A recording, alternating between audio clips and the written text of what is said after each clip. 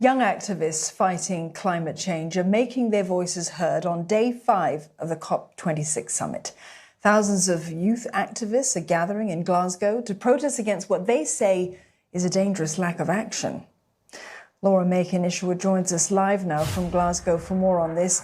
Laura, how have delegates reacted to this morning's protests?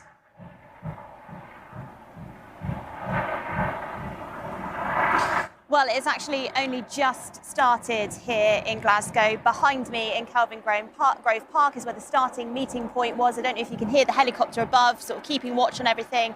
And I can also hear the steel drums from within the patch of trees there that's just behind the Kelvin Grove Art Gallery and Museum, where leaders met with His Royal Highness the Duke of Cambridge and the Duchess of Cambridge earlier this week.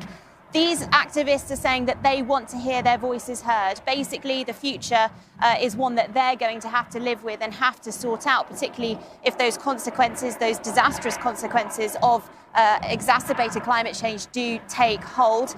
First Minister of Scotland, Nicola Sturgeon, has said that the Scottish Government, at least, is committed to meaningful engagement with youth activists. Later, she's going to be with Alok Sharma, the UK's COP26 president, and the UN's chief negotiator to receive a statement from young activists, basically setting out what they want to see happen here. But as we know, we've heard from Greta Thunberg, her phrase that seems to be used across Glasgow lately by young activists, blah, blah, blah. That's what she's saying, that these politicians are saying. And she is hoping, as well as everyone here, the tens of thousands of people that will be marching through Glasgow shortly, that delegates will be listening, and by the end of the day will have some sort of meaningful commitment for them. Well, Laura, there have been pledges so far, but the ones that have been made are said to hold global warming to about 1.8 degrees Celsius. Some UN negotiators say that that assessment's too rosy, though.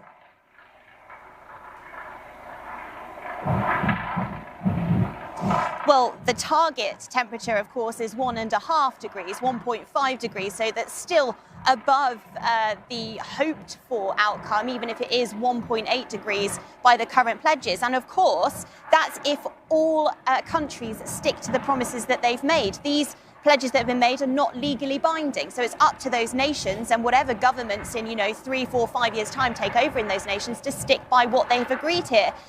So there will be plenty more to discuss today. Alok Sharma, the COP26 president, is set to meet with the US Vice President Al Gore to talk about what's left on the agenda.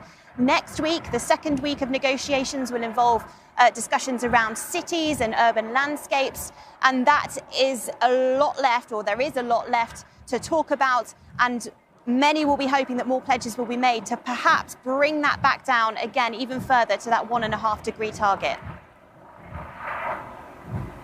Laura, thank you very much for that update. Laura Makin-Isherwood there in Glasgow.